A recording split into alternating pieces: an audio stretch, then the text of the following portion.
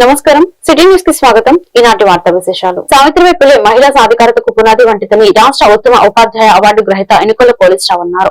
శనివారం సావిత్రిబాయి పులే 195వ జయంతి వేడుకలను Karlapalem model primary స్కూల్లో నిర్వహించారు. ఈ సందర్భంగా పోలీసురావు మాట్లాడుతూ సావిత్రి పులే మొదటి మహిళా ఉపాధ్యాయురాలని, భారతదేశంలో తొలి బాలికా పాఠశాలను స్థాపించిన ఘనత ఆమెది అన్నారు. అలనాటి సమాజంలో ఎన్నో ఒడిదుడుకులను ఎదుర్కొని నిలబడిన మహిళా మహారాణి సావిత్రిబాయి పులే అన్నారు. ఈ కార్యక్రమంలో మహిళా ఉపాధ్యాయులు కొమ్ము విమలమ్మ, డిఎల్ ప్రసన్నలక్ష్మి, బి రాజేష్, దీనా, మనోజ్, శారద, విద్యార్థులు పాల్గొన్నారు. ఈరోజు సావిత్రిబాయి పూలే జయంతి సందర్భంగా పాఠశాలలో మరి ఆమె జయంతి వేడుకలను జరుపుకోవడం జరిగింది. మహిళా సాధికారత సాధించడానికి భారతదేశంలో మొట్టమొదటి మహిళ సావిత్రిబాయి పూలే అని చెప్పుకోవచ్చు. ఎందుకంటే మొట్టమొదటిగా బాలికా పాఠశాలను స్థాపించిన ఘనత సావిత్రిబాయి పూలేదే. మరియు మొట్టమొదటి మహిళా ఉపాధ్యాయురాలు కూడా ఆమె. భారతదేశానికి ఒక మహిళా రత్నం ఆమె. మరి అలాంటి మహిళలు ఆనాటి కాలంలో ఉండి బాలికా విద్యను ప్రోత్సహించాలని, మహిళా విద్యను ప్రోత్సహించాలని భారతదేశంలో మొట్టమొదటిసారిగా బాలికా పాఠశాల స్థాపించి మహిళా విద్యకు, మహిళా సాధికారతకు కృషి చేసిన మహనీయులైన మహిళల్లో ఈమె మొట్టమొదటి మహిళ అని చెప్పుకోవచ్చు. నేటి ఉపాధ్యాయులు లేక మహిళా ఉపాధ్యాయులు ఆమెకు ఎంతో రుణపడి ఉన్నారు. ఒకప్పుడు భారతదేశంలో మరి బాలికా విద్య ఉండేది కాదు. మరి అలాంటప్పుడు బాలికా విద్యను కూడా ప్రోత్సహించాలి, బాలికలు కూడా చదువుకోవాలి, దేశాభివృద్ధిలో సమానత్వము, సాధికారత అనేది సాధించాలనేది ఆయన ముఖ్య ఉద్దేశం. అలాంటి ఉన్నతమైన భావాలు కలిగిన మహనీయురాలు సావిత్రిబాయి పూలే. మరి అలాంటి మహనీయుల యొక్క జయంతి వేడుకను నిర్వహించడము చాలా సంతోషకరం. నేటి బాలికలు కూడా ఈరోజు ఎక్కువ బాలికా విద్య జరుగుతుందంటే ఆమె కృషి ఫలితమని తెలియజేస్తూ మరి అందరికి కూడా మరొకసారి ఈ సావిత్రిబాయి పూలే జయంతి శుభాశిస్సులను తెలియజేస్తున్నాం. Thank you. సావిత్రిబాయి పులే 195వ జయంతి సందర్భంగా చీరాల పట్టణంలోని గడియార స్తంభం వద్ద ఆమె విగ్రహానికి చీరాల ఎమ్మెల్యే మద్దులూరు మాలకొండయ్య ఘనంగా నివాళులు అర్పించారు.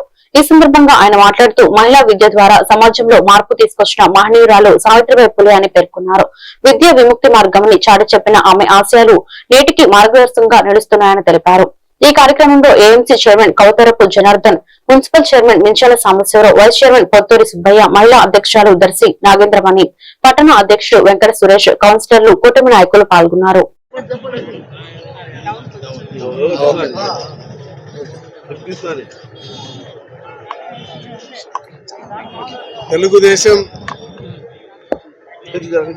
తెలుగుదేశం జనసేన బీజేపీ నాయకులకు అలాగే పట్టణంలో ఈ కార్యక్రమానికి వచ్చినటువంటి నాయకులందరికీ నమస్కారాలు.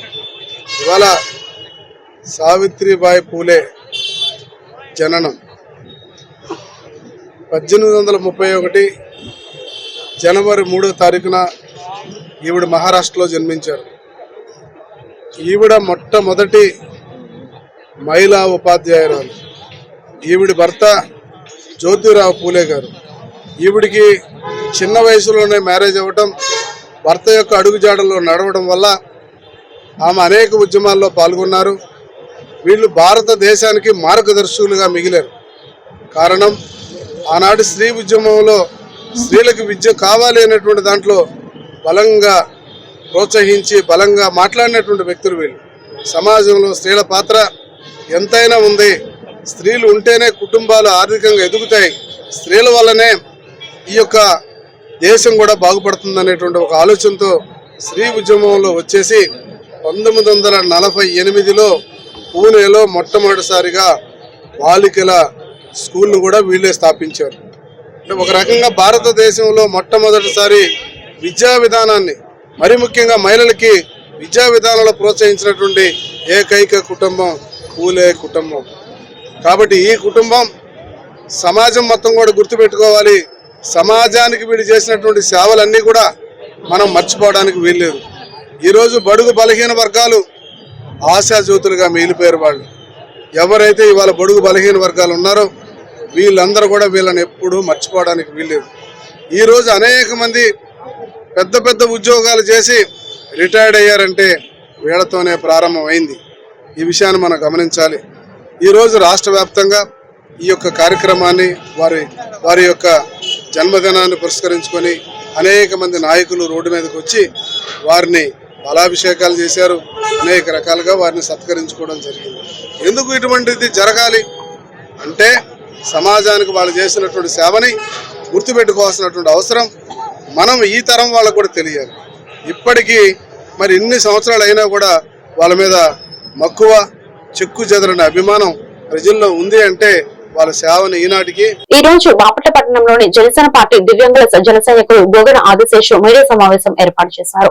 ఈ సందర్భంగా గోగన ఆదిశేషు మాట్లాడుతూ కూటమి ప్రభుత్వం అధికారంలోకి వచ్చిన 19 నెలల్లో బాపట్ల నియోజకవర్గ ఎమ్మెల్యే వేగసిన నరేంద్ర వర్మ, ఎంపీ తెన్నేటి కృష్ణప్రసాద్ కూడా ఈ ఒక్క నియోజకవర్గంలో దివ్యాంగులకు ఒక చిన్న పని కూడా చేయకుండా వారి యొక్క సమస్యలను పరిష్కరించకుండా చిన్న చూపు చూస్తున్నారని గోగన ఆదిశేషు అన్నారు. నా పేరు గోగన ఆదిశేషు. జనసేన పార్టీ దివ్యాంగుల జన సైనికుడిగా పనిచేస్తున్నాను. అదేవిధంగా బాపట్ల నియోజకవర్గ ఎమ్మెల్యే వేగేశ్న నరేంద్రవరం గారు, బాపట్ల ఎంపీ తేనేటి కృష్ణప్రసాద్ గారు ఇద్దరు కూడా ఈ 19 నెలల్లో కూడా దివ్యాంగుల ఒక సమస్యలను కూడా ఒక్కడు కూడా పరిష్కరించలేదు. దివ్యాంగులు కూడా ఒక చిన్న ట్రైసైకిల్ కూడా ఇవ్వలేదు. అంటే దివ్యాంగులు అంటే అంత చిన్న చూపా అని చెప్పి ఎమ్మెల్యే గారు, ఎంపీ గారికి అడుగుతూ ఉన్నాం. అంటే దివ్యాంగుల సంఘాల వారు మేము జనసేన పార్టీలో పనిచేస్తూ మరి కూటమి గెలుపు కోసం, వారిద్దరి గెలుపు కోసం మేము పనిచేసి ఉన్నాం. మరి మమ్మల్ని ఎవరిని కూడా కలుపుకొని వెళ్లకుండా వారిద్దరు కూడా ఒంటెత్తు పోకడ కోసం ఈ యొక్క బాపట్ల నియోజకవర్గంలో మరి ఇంతవరకు ఒక దివ్యాంగుడు కూడా ఒక చిన్న బండి కూడా ఇవ్వకుండా దివ్యాంగుల విషయాన్ని కూడా మరి మాట్లాడకుండా ఉన్నారు. అదేవిధంగా కూటమి ముఖ్యమంత్రి వర్యులు, కూటమి ఉప ముఖ్యమంత్రి వర్యులు ఇద్దరు కూడా దివ్యాంగులకి రాష్ట్రంలో పెద్దపేట వేస్తూ ఉంటే బాపట్ల నియోజకవర్గంలో ఉన్న ఎమ్మెల్యే కానీ మరి ఎంపీ కానీ దివ్యాంగులని వారు చిన్న చూపు చూస్తున్నారని చెప్పి కూడా తెలియజేస్తూ ఈ ఒక కూటమిలో ఉన్న కూటమికి ఇబ్బంది కలిగే పని మీరు చేయొద్దని చెప్పి కూటమిలో ఉన్న మరి మీ ఇద్దరు కూడా దివ్యాంగులకి ఈ యొక్క నియోజకవర్గంలో ఈ యొక్క పార్లమెంట్ పరిధిలో దివ్యాంగులందరూ కూడా వారి యొక్క ఉపకరణాలు వారి యొక్క సమస్యల్ని పరిష్కరించాలని చెప్పి కూడా మరి కూటమిలో పనిచేస్తున్న మరి ఎమ్మెల్యే వేగేశ్న నరేంద్రవరం గారిని, ఎంపీ తేనాటి కృష్ణప్రసాద్ గారికి కూడా మా యొక్క జనసేన పార్టీ నుంచి జనసేన పార్టీ దివ్యాంగుల జన సైనికుడిగా మరి నేను మరీ తెలియజేస్తూ ఉన్నాను చెప్పి కూడా జై జనసేన, జై జై జనసేన, జై పవన్ కళ్యాణ్. అమరావతిలో వెంచేసి ఉన్న శ్రీ బాలాజీ ముండికా సమేత అమరేశ్వర స్వామి దేవస్థానంలో ఈ రోజు శనివారం ఆరుద్ర నక్షత్రం శివముక్కోటి సందర్భంగా శ్రీ అమరేశ్వర స్వామి వారికి ప్రాతः కాలంలో మహాన్యాస పూర్వక ఏకాదశ ఆరుద్ర నక్షత్ర అన్నాభిషేక మహోత్సవం నిర్వహించారు. ఈ కార్యక్రమంలో చుట్టుపక్కల గ్రామాల ప్రజలు భక్తులు విరివిగా పాల్గొన్నారు. శివముక్కోటి సందర్భంగా స్వామివారికి విశేషంగా అన్నంతో అభిషేకం నిర్వహించి ఈ అభిషేకం చేసిన అన్నాన్ని వచ్చినటువంటి భక్తులకు చుట్టుపక్కల గ్రామాల ప్రజలకు ప్రసాదం రూపంలో అందరికీ పంపిణీ చేశారు.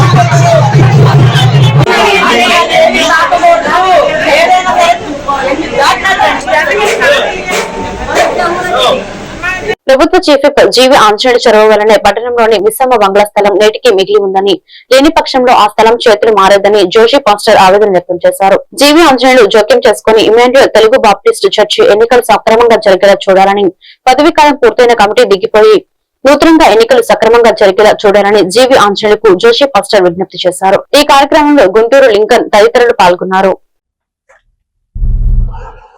నేను వినుకొండ ఇమాన్యుయల్ బ్యాప్టిస్ట్ చర్చ్ గురించి మాట్లాడుతున్నానండి. ఇక్కడ పరిస్థితి ఏంటంటే ప్రతి సంవత్సరం ఈ చర్చి ఎలక్షన్స్ వచ్చేసరికి పెద్ద గొడవ జరుగుతుందండి. ఆ గొడవ జరిగినప్పుడు ఆ గొడవలో ఉన్న వాళ్ళు ఎమ్మెల్యే దగ్గరికి పోతారు, పోలీసు దగ్గరికి పోతారు, ఇక నానా వార్త చేస్తారు. ప్రస్తుతం ఉన్నటువంటి చాట్ల రామయ్య అనే ఆయన అధ్యక్షుడు అక్టోబర్ 19 తోటి అతని కాలపరిమితి అయిపోయింది. కాలపరిమితి అయిపోయిన తర్వాత దిగమంటే దిక్కుండా ఇక నానా గోళ చేస్తా, మేము దొంగ సంతకాలు పెట్టిస్తా, గత పొలిటికల్ పవర్ ని చేస్తూ చాలా చేస్తున్నాడు. ఇప్పుడు 3 నెలలు ఆయన దిగట్లేదు. దిగే వాళ్ళ మీద మీ సంఘం తెలుస్తారు, మీ మీద కేసులు పెడతారు, మిమ్మల్ని ఇది చేస్తారని చెప్పి అంటున్నాడు ఆయన. కనుక మా బాధ ఏంటంటే, మా రిక్వెస్ట్ ఏంటంటే, ప్రస్తుతం మన శాసనసభ్యులు గారు ఆయన ప్రత్యేకంగా ఒక ఇంట్రెస్ట్ తీసుకొని ఈ దీనిని ఆయన పరిష్కరించాలి. టైం అయిపోయినటువంటి అతను దిగిపోవాలి. కొత్త వాళ్ళు రావడానికి మార్గం సుగమం చేయాలి. ఈ కొత్త వాళ్ళు ఇప్పుడున్నటువంటి అతను ఏం చేస్తారంటే, అంతకుముందున్న జోసెఫ్ కుమార్ అనేటువంటి ఆయన్ని దించడానికి నానా రవస చేశాడు ఊరంతా. ఇప్పుడు తన టైం వచ్చి దిగమంటే దిగకుండా నేనే ఉంటాను చివరి దాకా, ఎప్పటికీ నేనే ప్రెసిడెంట్ అని చెప్పేసి చర్చిని 2 బద్దలు చేశాడు అతను. కనుక మా రిక్వెస్ట్ ఏంటంటే, శాసనసభ్యులు వారు ఆంజనేయులు గారు ఆయన చాలా సహాయం మాకు చేశారు. అక్కడ సిలువ ఒకటి పాతి సిలువను ఎరగొట్టాను. అక్కడ మిశ్రమ బంగ్లా అంటారు, జయప్రద బంగ్లాలో ఆ భూమంతా చదువు చేసి అక్కడ మళ్ళా షాపింగ్ కాంప్లెక్స్ కట్టాలని కొంతమంది బ్రోకర్లు అయినప్పుడు మేము వెళ్ళి ఆంజనేయులు గారిని అడిగాం. చూపించే కాగితాలు, సార్ ఇవన్నీ మైనార్టీ కాగితాలండి, క్రిస్టియన్స్ ప్రాపర్టీ, ఎవరు చేయకూడదు, ఎవరు కొనగోలు చేయకూడదు అన్నప్పుడు ఆయన వెంటనే స్పందించి ఎమ్మెల్యే గారు ఆయన డిఎస్పీకి ఫోన్ చేసి, ఎంఆర్ఓ ఫోన్ చేసి, వినుకొండ నియోజకవర్గంలోని దళితుల ఆత్మగౌరవాన్ని దెబ్బతీసిన మాజీ ఎమ్మెల్యే బొల్ల బ్రహ్మనాయుడు తక్షణమే దళితులకు క్షమాపణ చెప్పాలని జిల్లా పరిషత్ కోఆప్షన్ సభ్యులు గుండాల స్వెనం డిమాండ్ చేశారు. పట్టణంలోని తన కార్యాలయంలో గుండాల స్వెనం విలేకరుల సమావేశం ఏర్పాటు చేశారు. ఈ సందర్భంగా ఆయన మాట్లాడుతూ మాజీ ఎమ్మెల్యే బొల్ల బ్రహ్మనాయుడుపై తీవ్ర స్థాయిలో ధ్వజమెత్తారు. దళితులు ఓట్లు వేసి గెలిపిస్తే ఎన్ఎస్పీ స్థలంలో సుమారు 200 ఇళ్లను, చిరు దుకాణాలను కూల్చి దళితులు, పేదలు, విశ్రాంత ఎన్ఎస్పీ చిరు ఉద్యోగులు, స్వయం ఉపాధిదారులు పోగొట్టారని, వారిని రోడ్డుపై పడేశారని బెల్లను దుయ్యబట్టారు. వెనుకొండ పట్టణంలోని ఎన్ఎస్పీ స్థలంలో ఉన్న అన్ని మతాలకు సంబంధించిన మందిరాలు ఉంటే కేవలం దళితులకు చెందిన పెరియోలు చర్చిని మాత్రమే ఎందుకు కూల్చాలో చెప్పాలని స్వయంలో ప్రశ్నించారు. దళితులు అంటే బొల్లా బ్రహ్మనాయుడుకు చిన్న చూపని, అందుకే ఏబిఎం కాంపౌండ్ లోని చర్చి స్థలాన్ని వ్యాపారవేత్తకు కట్టబెట్టారని, అదేవిధంగా జయప్రద ఆసుపత్రి స్థలాన్ని ఇతరులకు కట్టబెట్టేందుకు ప్రయత్నించి కుదరకపోవడంతో చర్చికి సంబంధించిన 4 లక్షల రూపాయలతో అక్కడ శిలువను ప్రతిష్ఠించి దళితుల మనోభావాలతో ఆడుకున్నారని ఆవేదన వ్యక్తం చేశారు. ఈ రోజున ముఖ్యంగా నేను మాట్లాడే విషయాలు ఏంటంటే, మాజీ శాసనసభ్యులు బొల్లా బ్రహ్మనాయుడు గారిని నేను 3 ప్రశ్నలు అడగదలుచుకున్నాను. దానికి నేరుగా బ్రహ్మనాయుడు గారినే సమాధానం చెప్పాలని నేను కోరుకుంటున్నాను. ఆయన కాకుండా ఎవరెవరితోనో సమాధానం చెప్పిస్తే అది సరైన పద్ధతి కాదని చెప్పి నేను తెలుపుతున్నాను. ముందుగా ఎన్ఎస్పి కాలనీలో గత 40 సంవత్సరాల నుంచి ఒక పెనుగోలు అనే ఒక ప్రార్థనా మందిరం నడుస్తుంది. ఆ ప్రార్థనా మందిరాన్ని పెనుగోలు అనే ప్రార్థనా మందిరం ఎన్ఎస్పి కాలనీ ఆ 22 సెంట్లు 23 ఎకరాలు 22 ఎకరాల ప్రాంతంలో అన్ని మతాలకు చెందినటువంటి దేవాలయాలు అనేకం ఉన్నాయి. కానీ ఆయన కక్ష కట్టి ఆ ప్రార్థనా మందిరాన్ని ఎందుకు పడగొట్టాడు అధికారంలో ఉన్నప్పుడు అనేది మాకు సమాధానం కావాలి. ఆ దేవాలయానికి వచ్చే వాళ్ళందరూ కూడా ఆ రోజు మాకు కావాలి బ్రహ్మనాయుడు గారు అని చెప్పి ఆయన ఓట్లేసి గెలిపించుకున్న వాళ్ళు వాడు. ఆ దేవాలయాన్ని ఎందుకు పడగొట్టాడు, ఆ చర్చి? మేమైతే ఏం భావిస్తున్నామంటే, ఆ చర్చికి ఎక్కువగా వెళ్ళేవాళ్ళు దళితులు కాబట్టి దళితుల ఆత్మ గౌరవాన్ని సమాధి చేసే కార్యక్రమంలో భాగంగా దళితుల ఆత్మ గౌరవాన్ని కించపరచడం కోసం ఆయన ఆ చర్చిని ఆ రకంగా పడగొట్టాడని మేము భావిస్తున్నాం. ఆ చర్చి సభ్యులు ఆయన వచ్చి అడిగినప్పుడు, సార్ మాకు ఆ చర్చి కావాలంటే, మీకు చర్చి ఎందుకురా, మీరు ఇళ్లలో కూర్చొని ప్రార్థనలు చేసుకోలేరా? అలాగే జయప్రభ బంగ్లా విషయంలో మీరు చేసిన తప్పులు మాకు చెప్పాలి చెప్పి, నేను దళితులకు సంబంధించినటువంటి ఒక చర్చిని, మీరు క్రైస్తవుల చర్చి అంటున్నారు, అది కేవలం దళితుల చర్చి, అక్కడ ఆ చర్చికి పోయేది దళితులే కాబట్టి మీరు దాన్ని పడగొట్టగలిగారు. మీరు బేషరతుగా దళితులు వెళ్తున్న చర్చిని పడగొట్టాము, నన్ను క్షమించండి అని అడగాలి అని నేను డిమాండ్ చేస్తున్నాను. లేదంటే బ్రహ్మనాయుడు గారు నేను నోరు తెరవాల్సి వస్తుంది. గుర్తుపెట్టుకోండి. ముగిస్తున్నా. పల్నాడు జిల్లా చిలకలూరుపేట నియోజకవర్గంలోని నాదెండ్ల మండలం గణపవరం గ్రామంలో గ్రామ బొడ్డురాయి సమీపంలో గల షేక్ సుబానీ భార్య కాసింబి అనే మహిళకు క్యాన్సర్ సోకి ఆర్థిక కుటుంబ ఇబ్బందుల్లో ఉన్నటువంటి పేషెంట్ కాసింబికి చిలకలూరుపేట నియోజకవర్గం రాధారంగ మిత్రమండలి కన్వీనర్ మరియు జనసేన పార్టీ నాయకులు అచ్చుకోల మురళీకృష్ణ వారి ఆరోగ్య ఆర్థిక పరిస్థితి తెలుసుకుని మిత్రమండలి సభ్యులతో కలిసి నెలకు సరిపడా 25 కేజీల బియ్యం, నిత్యావసర చిల్లర సరుకులను వారి ఇంటికి వెళ్లి వారిని పరామర్శించి ఈ సాయాన్ని అందజేయడం జరిగింది. ఈ సందర్భంగా ఆయన మాట్లాడుతూ పేద విద్యార్థులకు ఆరోగ్య పరిస్థితి సరళిని వారికి తన వంతు సహాయ సహకారాలు అందించడానికి ముందుంటారని ఆయన తెలిపారు. ఈ కార్యక్రమంలో లాయర్ గణమిశెట్టి శ్రీనివాసరావు, టీడీపీ నాయకులు అందల సౌరి, కొమ్మటి వాసు, యేసుబాబు, హరిబాబు తదితరులు పాల్గొన్నారు.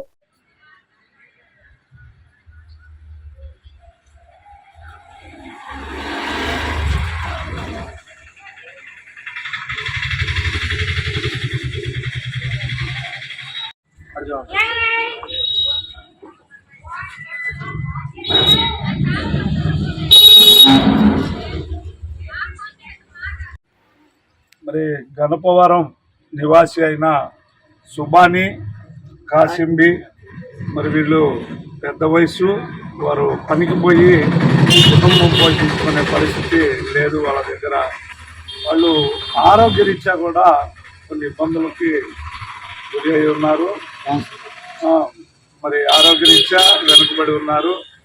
వారు మరి పనికి పోయి పొట్టబోసుకునే పరిస్థితి లేదు కాబట్టి వారికి ఎంతో కొంత మన వంతు రాధారంగ మిత్రమండలి ఆధ్వర్యంలో, మరి సేనా పార్టీ నాయకునిగా రాధారంగ మిత్రమండలి చిలకలూరుపేట నియోజకవర్గ కన్వీనర్గా మన వంతు సహాయంగా ఒక 25 కేజీలు బియ్యం బ్యాగు మరియు నిత్యావసర సరుకులు వారికి అందించడం అనేది మరి వారికి ఉన్న ఇబ్బందిని దృష్టిలో పెట్టుకొని మన వాసు సిసి న్యూస్ వాసు మన దృష్టికి తీసుకురావడం జరిగింది సమాచారం.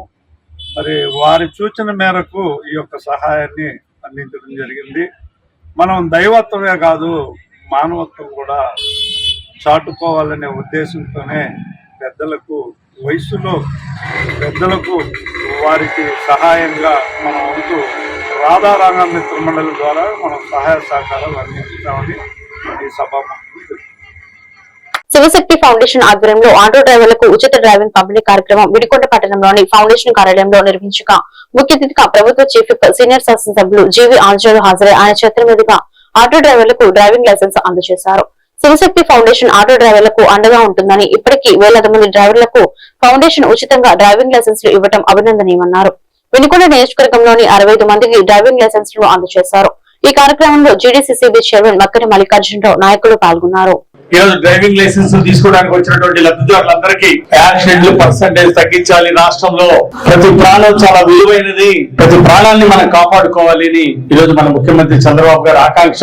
అందుకే భారతదేశంలో యాక్సిడెంట్ లో చనిపోతున్నటువంటి పర్సంటేజ్ ని మన ఆంధ్రప్రదేశ్ లో గణనీయంగా తగ్గించాలనేది మన ముఖ్యమంత్రి గారి యొక్క ఆలోచన.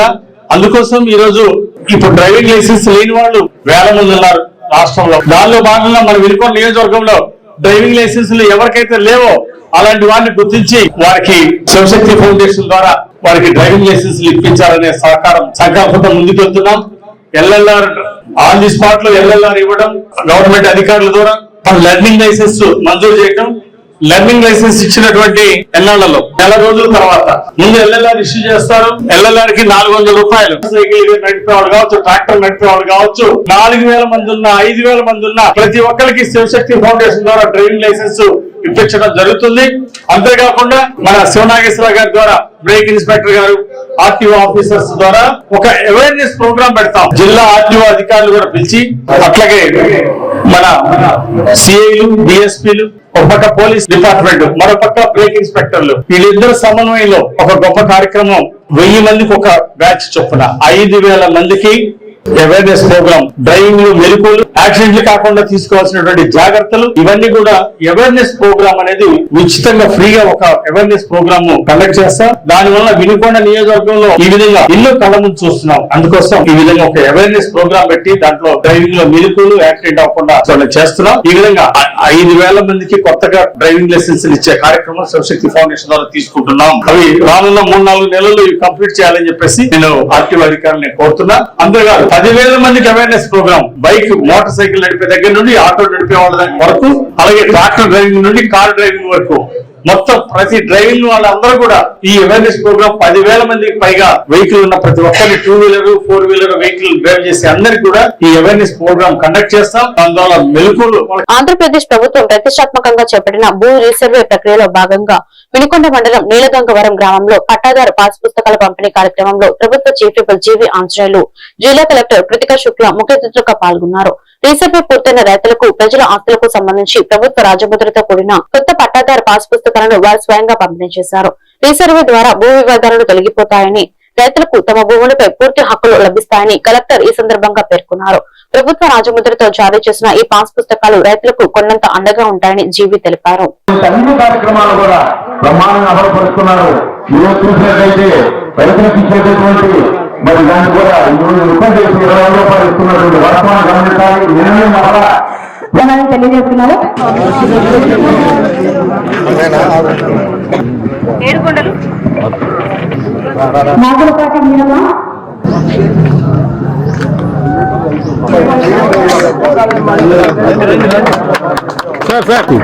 సార్ ఒకసారి చూడండి.